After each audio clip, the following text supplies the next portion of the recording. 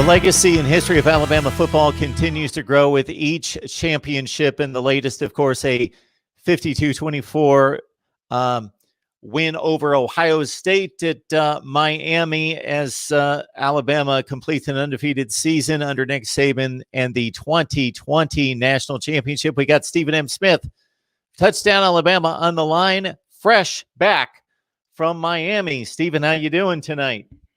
Doing well, Mark. Happy to be here. Like you mentioned, just got back from South Beach, and what a game that was to end the 2020 season. The Crimson Tide getting that 18th national championship in school history, and for Coach Saban, the 69-year-old, in tears because it hit him.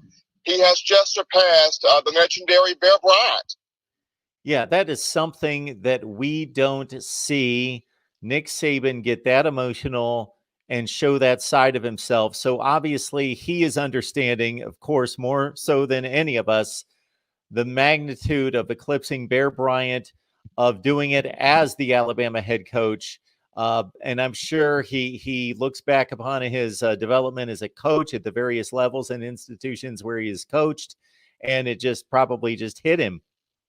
It did. I mean, especially when, of course, the confetti starts falling and he is on stage with his players and the trophy comes out. You could just tell the moment the trophy came out, Nick Saban put his face in his hand.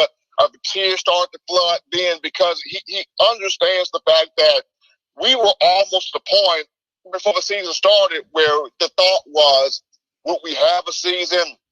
Would college football be able to move forward because of all the situations with the global pandemic of the coronavirus, and just the job that every president, chancellor, athletic director, coach, and player did to make sure this season took place, and the focus that Coach Saban had, the focus these players had, just all of that encompassing in that one moment, and then seeing that trophy.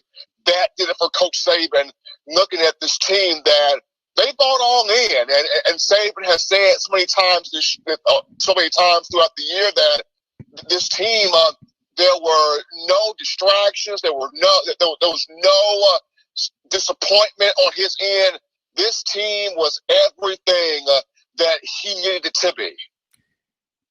The more Nick Saban is in the spotlight, the more we get a little bit more of a glimpse of who he really is. There is definitely a separation between his persona and what his reputation is as a very hard, rigid football coach, disciplinarian, X's and O's, stick to the football, versus what we know to be very much a player's coach, a man who loves his players, who invests heavily in their well-being beyond the football field, builds relationships with them beyond their careers at Alabama. And certainly we've seen him break out of his shell in a sense in the last several years. And we just see it more and more in regards to being able to express his love and appreciation for the players, and his appreciation for their hard work, their effort, the leadership on the team. He just seems to embrace the relationships and embrace the experience more than he used to, or at least lets us in a little bit more than he used to. And I feel like, Mark, the first player that really kind of broke that shell of Coach Saban, if you will, was Tua Tagovailoa. I mean, Alabama has had quite the number of tremendous young men and characters to come through the football program. But when Tua came through in 2017, Tua touched a part of Saban that I think is only reserved for his wife, Miss Terry, his children, and his grandchildren. Tua touched a part of Saban to where you saw Saban cry.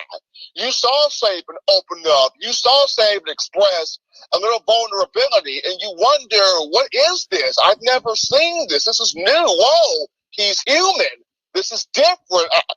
I'm not used to this side of Nick Saban. And I feel like that started in 2017 with Tua, and it just has grown from there, especially with the 2017 class as a whole and the guys and the players that have come after that class. But I really felt like Tua's class really sort of broke that assumed callous of Nick Saban to where to the media you start to see more of the genuineness that he does have.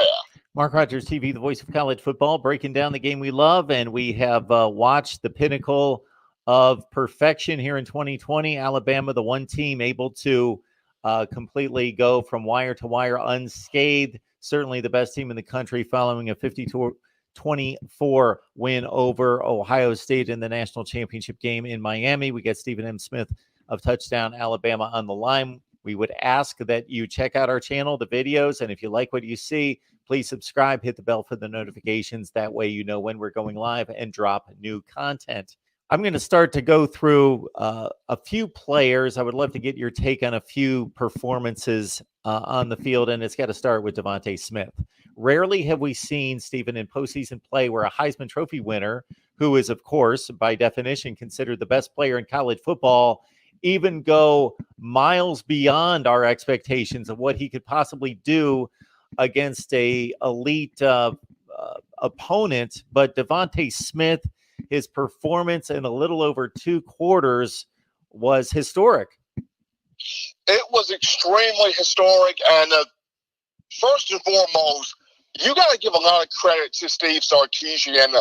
Alabama fans are going to greatly miss Coach Sark for what he has done, and not just dialing up plays and scheming up plays, but more truly creating situations where your best players can have moments like this. There were so many moments in the national championship where he's got Smitty in motion going one way, and then he darts another way, and just had Ohio State secondary all sorts of confused and discombobulated and not knowing where to be. And Devonta Smith able to attack those situations and make huge plays.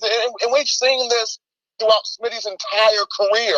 People nitpick his size at 6'1", 175 pounds, but he's tough, he's a dog, he's an animal, he's a competitor. He doesn't matter where that ball is, he is going to get the football. It doesn't matter who you put on him. He is going to try his best to abuse that defensive back. It doesn't matter where Devonta Smith is on the field. Number 6 has always shown I'm the best player in college football. And last night was the coronation, sort of icing on the cake, as you mentioned, after winning the Heisman, saying, hey, I'm not done. I still got one final act left in me. And the one final act was going over 200 yards and 3 touchdowns in the first half. And if not for a dislocated finger, he would have probably done more. I mean, he dislocates his finger. He goes to the tent. He goes to the locker room. He's trying to have athletic trainer Chip Allen pop it back in because he really wanted to get back out there on the field. But unfortunately, they had to really wrap up his entire hand there. He was not able to go back in, and you could just tell, he was happy for the win, but Smitty was still looking frustrated because of the competitor that he is. He wanted to be back on the field. I remember Coach Saban talking to him, and he was saying, Smitty, you are the only guy I know that missed the entire second half because of a finger. But, I mean, Saban knows how badly Smitty wants to be out there, but we have seen this throughout his entire tenure. Intelligent, savvy, humble, high IQ, but just the utmost competitor. Smitty fights for everything, and last night was just a culmination of how great this young man truly is.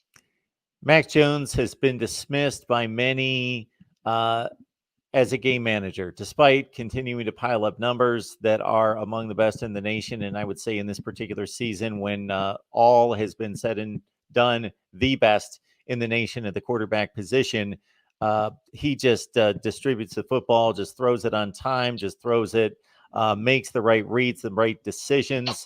And just your thoughts about Mac Jones's performance against Ohio State. I thought Mac Jones, Mark, played very well. And one of the things that stood out to me from Mac Jones's performance was in the second half, where you had the injury there to Devonta Smith, in that second half, Jones takes the team on 2 touchdown scoring drives. And this is with Smith on the bench with a dislocated finger. This is with Jalen Waddle hobbled the whole night. Probably shouldn't have been out there, but wanted to gut it out and play with his teammates. This was with a John Mechie who was bothered by an ankle injury and had been bothered by an ankle down the stretch of the season. Just didn't really say much about it, but having your 3 primary receivers nicked up and banged up there, Mac Jones still took this team on 2 scoring drives in the second half. One that ended up in a touchdown to Slade Bolden, the other one where Najee Harris scored. So even when his best guys were not on the field, Jones still found a way to get it done and put points on the board. And there's this narrative in the NFL, Mark, where people talk about there are 2 types of quarterbacks out there. You have the trucks and you have the trainers. The trainers are the ones where the team pulls them. The trucks are the ones where the quarterback pulls the team. And Mac Jones, throughout this entire season, has shown that I pull the team, and he definitely pulled the team against Ohio State. When we talk Alabama football here at Mark Rogers TV, the voice of college football, we head toward Stephen M. Smith of TouchdownAlabama.com. Please join him. You see his name and his site there on the banner. Just back from Miami in the national championship game, won, of course, by Alabama, a 6th under Nick Saban, 52-24 over the Buckeyes. We cannot talk about Devonta Smith and certainly about Mac Jones's offensive performance without highlighting the offensive line. Mac Jones was clean in that pocket, almost all of the snaps, all the dropbacks. Just a tremendous job considering what Ohio State did against Trevor Lawrence in putting heat on him. And then just 10 or 11 days later that the Alabama offensive line is able to perform as they did. Got to give a lot of credit, Mark, to Chris Owens at that center position. A lot of Alabama fans were concerned when Landon Dickerson got hurt, and we know the toughness, the tenacity, the physicality that Landon brings to this offensive line, even as a guy that's only been here for 2 seasons. It feels like he's been here for 4 years. But when Landon suffered the injury against Florida in the SEC championship, a lot of Bama fans were very concerned about would Chris Owens be able to come in and have the type of impact that Dickerson brought to the team. And though Owens may not be the physical specimen that Dickerson is, his IQ, his communication, the ability to call out the blocking assignments, and just do his job and trust that the guys around him at both offensive guard and offensive tackle do theirs. And it was just a full work there from Owens, from Leatherwood, from Deontay Brown, from Evan Neal, from Emil Ekiyor. All 5 guys worked as a complete unit, and you saw why this group was the Joe Moore Award winner. But you got to take your hat off to Chris Owens and filling in for Landon Dickerson. Owens did a great job. And, Stephen, for a defense that held Ohio State to 24 points, only 1 touchdown in the second half, I'm going to point out one guy that really stood out to me, and that was, of course, Christian Barmore. That dude has been a workhorse since the Citrus Bowl, Mark. You want to talk about somebody that did not stop working since the Citrus Bowl to end the 2019 season. That was a guy that right after that game, shortly after, he goes back to Philadelphia, hooks up with one of his high school coaches. He's going through drills. He's going through workouts. They're putting workouts on social media. Like, Barmore went to work all offseason long for this moment, for this opportunity, because he knew this was going to be his chance to not only play more, but to be a key factor, on this defense. He's always been a strong energy guy. He's always been a tenacious guy, a guy that plays with an extremely high motor. But the question for him this season was, could he be more disciplined? Could he be more gap sound? Could he be more assignment football oriented? And this season, and of course last night against Ohio State, you saw that. When Alabama needed a huge third down stop, or a huge fourth down stop to get off the field. 58 was in the face of Justin Fields, making him very uncomfortable. 58 was in the backfield, affecting Master Teague and Ohio State's run game. 58 found a way to, if I got to make a play, I'm going to make the play. Christian Barmore deserving of Defensive Player of the game. Mark Rogers TV, the voice of college football, breaking down the game we all love. This is day one of the offseason, but we keep charging hard with content delivered to you every day, courtesy guys like Stephen M. Smith of TouchdownAlabama.com. Please hit that bell for the notifications once you have subscribed. That way you know when we're going live. Stephen, we had a game that was 14-all a couple minutes into the second quarter. Then Alabama scored another touchdown. Ohio State only responded with a field goal. It was 21-17. Trey Sermon had been knocked out of the game. Wyatt Davis, Ohio State's best offensive lineman, knocked out of the game at some point. And then it was just as though, aside from Ohio State getting within 38-24 with about 8 or 9 minutes, they had a glimmer of hope there. It was just that typical Alabama surge of offense that just came coming at the Buckeyes. Just your overall take of the difference between the two teams throughout this one. Well, the big thing that got me, Mark, about this game was the time of possession that Alabama dominated in this match. At the time of possession, Alabama being able to not just run the football with Najee Harris as good as it was able to do, but also build off of that, throwing the football, whether it was play action, whether it was bubble screens, slants, or deep patterns to Devonta Smith, being able to control the clock, control the ball. And it was like when Justin Fields from Ohio State was on the field, it felt like they got taken out of their element a little bit. When Trey Sermon got hurt on the second play of the game, it took a lot out of Ohio State because that put more on Justin Fields trying to run the ball as well as throw. I mean, Master Teague did some good things out there, but losing Trey Sermon really hurt. I mean, losing an offensive lineman later on in the game really hurt Ohio State. But very, very pleased with the time of possession where Alabama was able to dominate offensively. Defensively, though, you got to give some credit to Pete Golding. There are times where the Tide fan base has wondered, why is Pete Golding here? Why is he here? We're giving up points. But in the second half, Pete Golding and this defense held Ohio State to just 7 points, held them scoreless in the fourth quarter. This is doing this against a quarterback like a Justin Fields, doing this against one of the best offensive head coaching minds in college football in Ryan Day, doing this against a Chris Olave, a Garrett Wilson, a Jameson Williams, guys that have big talent and guys that are extremely talented, and an offense that just put up 49 points on a Brent Venables team at Clemson defensively, and you come and face Alabama, and Pete Golding is able to hold this team with just 7 points in the second half, scoreless in the fourth quarter. Alabama offensively controlled the clock, impressed by that, but defensively, is Pete Golding the man long term? Probably not. But at this point right now, you got to be very pleased with how he coached his game.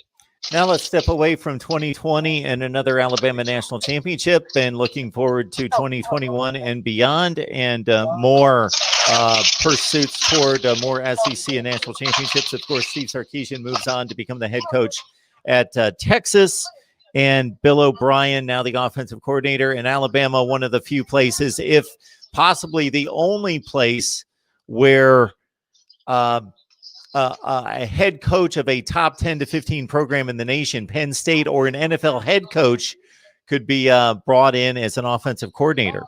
Well, the cool thing here, Mark, is in transitioning Sarkisian on to the NFL, where he will coach the Texas Longhorns.